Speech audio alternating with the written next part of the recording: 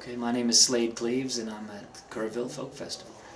We are backstage at the Kerrville Folk Festival in the green room, and that was a very nice set that you just finished, and we surely appreciate you coming out here. And this is an interview for our little MySpace page, and some of your favorite fans want to know how many nights have you been out here on the Kerrville Folk Festival main stage? Well, I've been coming out here since 1992 when I was a New Folk winner, and staying for a weekend or two at a time, about every other year for the past 16 years.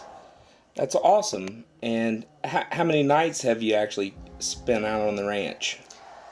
Over the last 16 years, Mm-hmm. I don't know, maybe, I don't know, 30 or 40. That's very nice. Well then, you surely understand some of the magic that happens that is not main stage and is not the standard festival. We've interviewed a few people, and some have just come straight from the airport and know nothing about the ranch, and you're obviously one of the people who have been a little more versed and understanding of the magic which happens in the campgrounds and the people.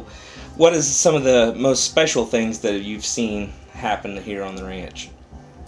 Well, I think just my first couple of years, just sort of becoming part of a family of a camp, the Seekers of the Shade, which is no longer a camp anymore. They've all scattered and a few have passed away, but the Seekers of the Shade kind of took me under their wing and taught me the ways of Kerrville. And I was a brand new Texan, having just driven down from Maine, where I grew up.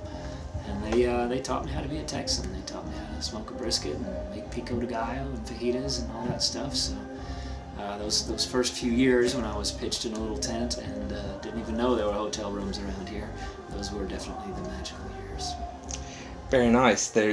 I'm sure over the years that you've been here now, you've seen some major improvements and some special things that have happened to the physical part of the ranch. What's some of the what's the most special thing that you've seen in the past few years? Well, honestly, I haven't been out in the campground this year, but I was here 2 years ago, and I didn't notice. I didn't notice anything because it was at night. We understand that as well. There's been quite a few, I guess, additions in some of the permaculture things that have gone out that have really improved the property itself, and it's obvious that many of the performers that have come out here have added something to the culture and learned something from the culture. Do you feel that you've learned something from Kerrville that has helped you outside of the world, Kerrville world?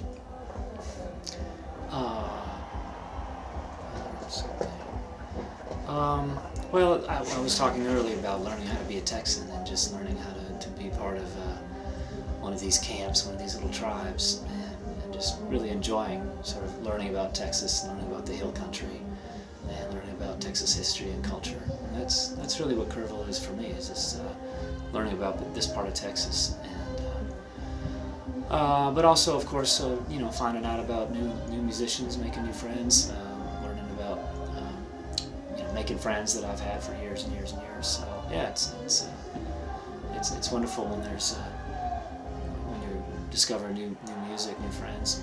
That's what this is all about. That's truly awesome, and I understand that you're working on a new CD and in the studio now. And yeah, I've been in the studio for the last month or so we should be wrapping up a CD pretty soon. Very good, and we will of course link you on our MySpace.